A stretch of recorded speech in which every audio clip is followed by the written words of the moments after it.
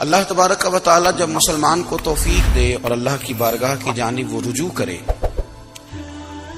تو پھر اس کا رویہ یہ ہونا چاہیے کہ اس کی توجہ ہو اللہ کی جانب.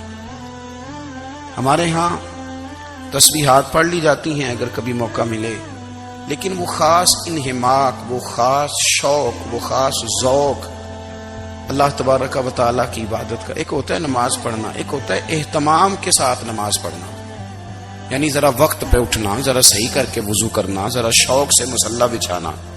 ایک ہوتا ہے تسبیح پڑھ لینا، اور ایک ہوتا ہے ذرا تھوڑا سا نا شوق کے ساتھ اللہ کو یاد کرنا. آپ کبھی جو میں نے آیہ کریمہ پڑھی اس کی آپ شان نزول دیکھیں. نبی کریم صلی اللہ تعالی علیہ وسلم کے نا کچھ صحابہ اللہ کی محبت کے شوق میں حضور کی بارگاہ میں حاضر ہوئے. انہوں نے آ کے عرض پتہ کیا کیا؟ عرض کرنے لگے یا رسول اللہ صلی اللہ تعالی علیہ وسلم سالوں بیت گئے ہیں سجدے کرتے ہوئے، حضور سالوں بیت گئے ہیں تسبیح پڑھتے ہوئے، سالوں بیت گئے کہتے ہوئے کہ سبحان اللہ وہ پاک ہے، ہمیں سالوں بیت گئے یہ کہتے ہوئے کہ اللہ اکبر وہی سب سے بڑا ہے، سالوں بیت گئے کہتے ہوئے کہ الحمدللہ ساری تعریفیں اللہ کے لیے، سالوں بیت گئے اس کی تسبیح کرتے، تحلیل کرتے، تکبیر کہتے. حضور اب نہ ہمارا اپنے رب سے ملنے کو جی چاہتا ہے. تبھی یہ حقیقت منتظر نظر آنا لباس مجاز میں، لاکھوں سجدے تڑپ رہے ہیں میری جبین نیاز میں. اور اقبال کہنے لگے کہ تیرے عشق کی انتہا چاہتا ہوں، تو میری سادگی دیکھ کیا چاہتا ہوں، میرا ذرا سا تو دل ہے مگر شوق اتنا، میں وہی لن ترانی سنا چاہتا ہوں. میرا بھی دل کرتا ہے کہ اللہ میں تجھے کہوں میں تجھے دیکھنا چاہتا ہوں جس طرح حضرت موسیٰ کلیم علیہ السلام نے کہا تھا، اور تو مجھے کہے کہ لن ترانی تو نہیں دیکھ سکتا، ذرا سا تو دل ہے مگر شوق اتنا، میں بھی وہی لن ترانی سنا چاہتا ہوں. پھر کہنے لگے بھری بزم میں راز کی بات کہہ دی، بڑا بے ادب ہوں سزا چاہتا ہوں. دیکھو سب لوگوں کے بیچ ہی میں نے یہ کہہ دیا. میرے عزیز صحابہ نا شوق میں، کتنے سارے لوگ ہیں آپ، کتنی ماشاءاللہ بڑی تعداد میں آپ آئے. ہم بھی کبھی اس شوق میں گئے ہیں کہ ہمارے رب کو دیکھنے کو دل چاہتا ہے، ہمارا جی چاہے وہ کبھی ہمیں ملے. حضرت عبداللہ ابن عمر رضی اللہ تعالیٰ عنہ حضرت عمر کے صاحبزادے، مکہ مکرمہ میں ان کی قبر ہے. میں نے جب انہیں پڑھا تو مجھے ان سے بڑا پیار ہو گیا. لیکن آپ کو پتہ ہے وہاں جا کے کسی شخص کا مزار تلاش کرنا یا پوچھنا ایک مشکل کام ہوتا ہے.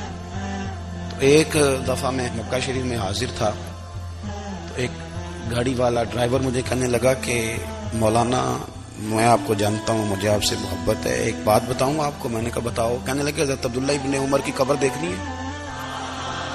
میں نے کہا یہ تو نہیں کہہ رہا، یہ کسی نے بندوبست کرایا ہے، یہ اللہ نے تیرے دل میں بات ڈالی ہے، یہ ہو گیا تو لے چل مجھے. حضرت عبداللہ ابن عمر کو نبی پاک نے فرمایا تھا راجل صالح، یہ نیک بندہ ہے، یہ متقی آدمی. حضرت عبداللہ ابن عمر رضی اللہ تعالیٰ عنہ سیدنا فاروق اعظم رضی اللہ تعالیٰ عنہ کے صاحبزادے ہیں، اور ان کی ہمشیرہ سیدہ حفصہ رضی اللہ تعالیٰ عنہ حضور کی زوجہ محترمہ. ایک دن اپنی ہمشیرہ سے کہنے لگے کہ نبی کریم صلی اللہ تعالیٰ علیہ وسلم گھر میں آئے نا، اور اگر حضور غم امت میں پریشان نہ ہوں، طبیعت کو حشاش بشاش دیکھو تو ذرا پوچھنا تو صحیح حضور کا میرے بارے میں کیا خیال ہے، پوچھنا تو صحیح کہ کریم کی بارگاہ میں میرا کیا مقام ہے، میرے بارے میں حضور کیا فرماتے ہیں. اب بہن کو کام بتائے اور بتائے بھی بھائی، اور پھر بہن وہ کام نہ کرے، یہ تاریخ میں ہوتا نہیں. حضرت عمر فاروق رضی اللہ تعالیٰ عنہ کی صاحبزادی ام المومنین رضی اللہ تعالیٰ عنہ فرماتی ہیں کہ میں تو بس منتظر تھی. انہوں نے تو کہا تھا نا کہ اگر تم حشاش بشاش دیکھو تو بات کرنا، لیکن حضور تشریف لائے، میری باری تھی، میرے گھر تشریف لائے، کھانا پیش کیا تو فوراً میں نے عرض کی حضور ایک بات پوچھنی تھی. تو حضور نے فرمایا پوچھئے. میں نے عرض کی حضور میرے بھائی عبداللہ ابن عمر کے بارے میں آپ کا کیا خیال ہے؟ نوجوانوں میری بات پہ غور کرنا، میرے بھائی کے بارے میں آپ کا کیا خیال ہے؟ تو نبی کریم صلی اللہ تعالی علیہ وآلہ وسلم نے میری طرف دیکھا اور پھر حضور زیر لب تھوڑا مسکرائے. اور بریلی کے امام کہتے ہیں کہ حضور مسکرا دیتے تھے نا تو جو بڑا دکھی ہوتا تھا وہ بھی ہنس پڑتا تھا. اب سوال پیدا ہوتا تھا کہ پھر تو اس مسکراہٹ کے لیے انتظار کرنا پڑتا ہوگا کئی کئی مہینے کہ حضور مسکرائیں تو رونے والے ہنسیں، تو اعلیٰ حضرت فرماتے نہیں، انتظار نہیں کرنا پڑتا، یہ مسکراتے رہنا تو حضور کی عادت ہے۔ جس کی تسکین سے روتے ہوئے ہنس پڑے اس تبسم کی عادت پہ لاکھوں سلام۔ یعنی یہ تو عادت ہے حضور کی مسکراتے رہنا، اس کے لیے انتظار نہیں کرنا پڑتا۔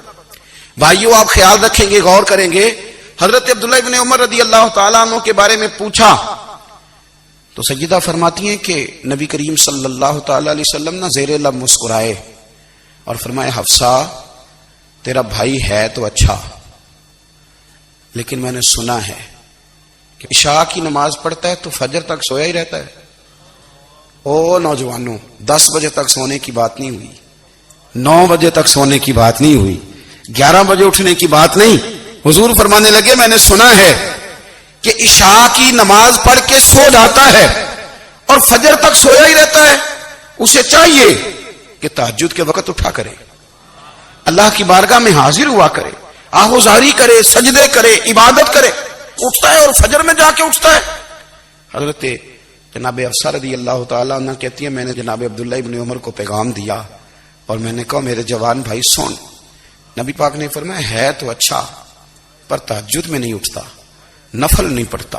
او میری ملت کے جوانوں، مزہ نہیں آ جاتا جب ساری دنیا سوئی ہو، ساری دنیا، اور بستر بھی گرم ہو اور نیند بھی پورا غلبہ کر رہی ہو، اور اچانک گھنٹی بجے دماغ میں، آنکھ کھلے، گھڑی پہ نظر پڑے، 3:30 4 بجے کا پیغام گھڑی بتائے، اور کوئی چڑھتی جوانی والا اٹھ کے وضو کرے، اور جب وہ مصلی کھول کے بچھائے تو مدینے والے محبوب کہتے ہیں کہ ہر نماز پہ رب ثواب دیتا ہے، اور جو اٹھ کے تہجد کی نماز پڑھے اسے دیکھ کے تو رب مسکراتا ہے، جو اس کی شان کے لائق ہے، جو اس کی شان کے لائق، وہ مسکراتا ہے، خوش ہوتا ہے کہ میرا بندہ تہجد میں اٹھ گیا، وہ مسکراتا ہے۔